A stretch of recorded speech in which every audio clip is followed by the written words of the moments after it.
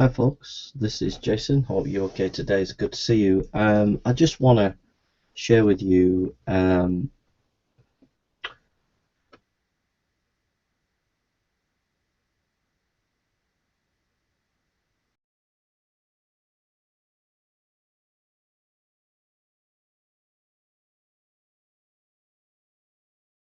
there are there is a sort of major school of textual criticism that goes right back to the 19th century, which is Westcott and Hort. And basically, Westcott and Hort said that the oldest manuscripts are the best, and that means we've got ancient manuscripts of the New Testament from the Alexandrian school of copying.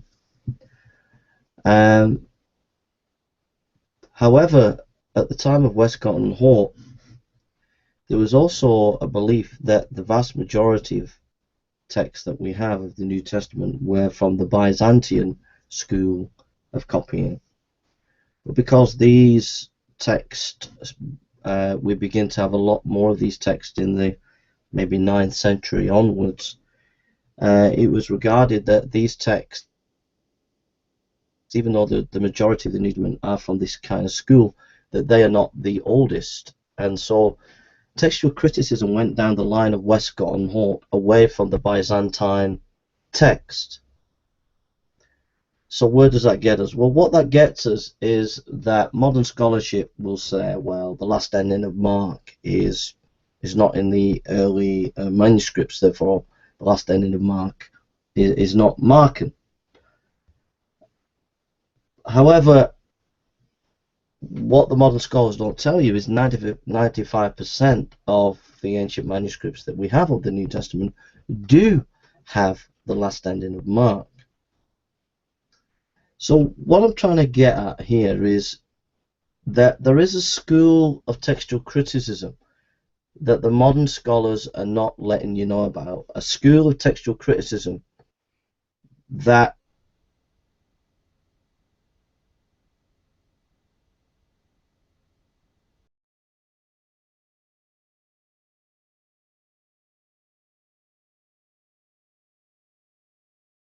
scientific way of looking at textual criticism. Now, an article, a very extensively researched article by New Testament textual critic Maurice A. Robinson, is called The New Testament Textual Criticism, the Case for the Byzantine Priority. He writes, from the beginning of the modern critical era in the 19th century, the Byzantine text form has had a questionable reputation.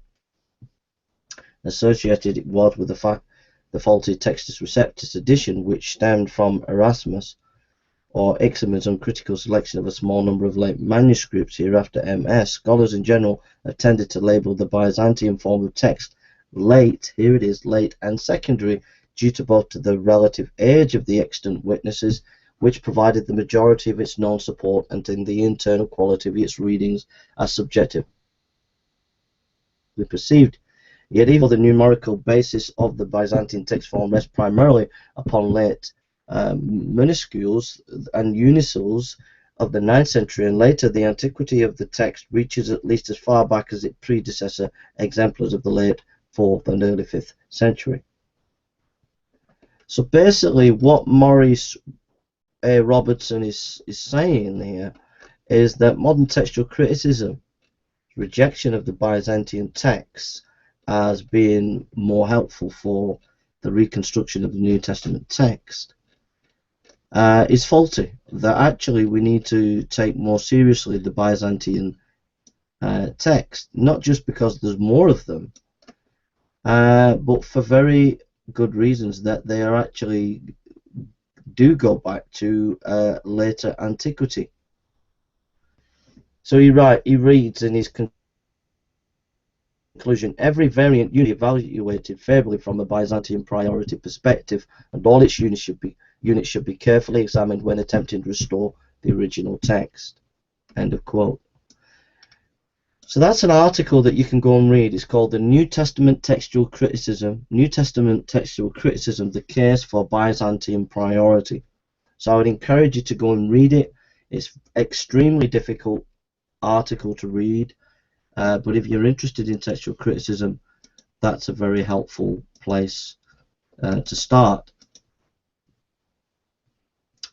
Also,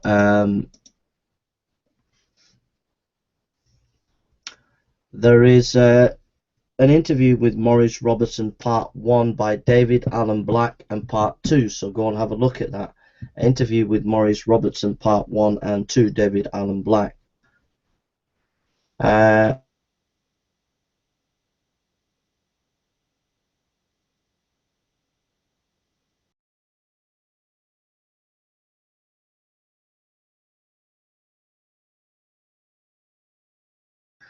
Class to the congregation with a Greek familiarity course on the side. We laypersons were urged to purchase Bury's interlinear Greek New Testament, which gave us the benefit of a complete Greek New Testament text, with a literal English meaning for every Greek word and a brief but complete lexicon, and significant for text critical purposes, a collection of variant readings adopted by 19th century scholarly editors. The existence of those numerous variant readings made me encourage my curiosity, and I wondered which reading was correct or incorrect and why. Some editors preferred one reading, but others chose to remain at various points with the TR. I knew nothing of manuscript text types or text critical principles. All I knew was what appeared in Bury, and he stated that the various editors cited the footnotes. Each had published an edition of the New Testament, Greek New Testament. And he goes on to say how he got into this textual criticism. He goes, is your case for Byzantine priority prompted by theological reasons or inerrancy on divine preservation? He goes, short answer is no, the long answer is more complex. Following my conversion, I had become convinced of the reliability and authority of Scripture. I then basically held to a somewhat inerrant viewpoint. Certainly my view regarding Scripture drove my interest regarding both its original language and the question of which readings were original. At that time, the readings my theological views approved were not those of the Byzantine text form or the TR, but the predominantly Alexandrian variants cited in Bury's footnotes and in the main text of the UBS edition. Certainly my theological presuppositions did not compel a position regarding a traditional form of the text, nor a preference for any specific manuscripts or text types, nor what variant reading should be preferred at any given point. Even today, my view of biblical inerrancy is not affected by my text critical viewpoint, nor does my view regarding inerrancy determine my text critical viewpoint. In theory and actual historical practice, any text or manuscript can be accepted as God-breathed and theological sufficient for teaching and for proof in instruction of righteousness. In other words, such MS and text exist as valid witnesses to biblical authority, despite various known scribal errors or disagreements among them. In this regard, no MS or text fails in its aggregate to reflect an authoritative witness to God's written revelation of truth. Textual criticism exists primarily to sort out the differences and out of many reasonably good and accurate texts to determine more precisely which sequence of readings appears most closely to reflect the original form of the text as given by revelation.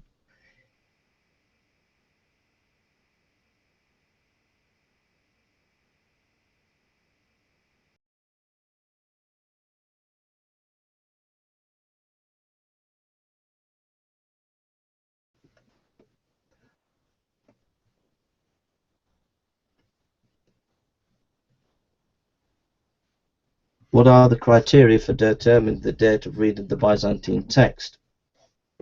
Let me return the question. What are the criteria for determining the date of any reading as opposed to the date of an existing witness? The only certainty is that a reading appearing in MS is either older than the MS or created by the scribe of that MS. A reading found in 2nd century MS is certainly at least that old, but not necessarily any older, necessarily original. Equally, a reading in the 12th century MS might be old and possibly original, according to some textual critics. Most critics acknowledge that most readings found in MS of any era, regardless of text type, have demonstrable existence in NS versions or fathers dating from the 2nd and 3rd centuries. Carlyle and others rightly postulate that, except for late singular or near singular readings, all meaningful variants are old and originate before AD 200. Readings dated solely on the basis of MS age do not carry very far when attempting to determine the autograph or original reading. So that's just a little bit about the Byzantine school of textual criticism. And so I'll read again the titles of these articles, and you can go and research it. So basically, when you're hearing modern scholars today talk about textual variants, remember there's a different school of textual criticism that's not heard much in the halls of academia, and it's a very solid scholarly school that's being ignored.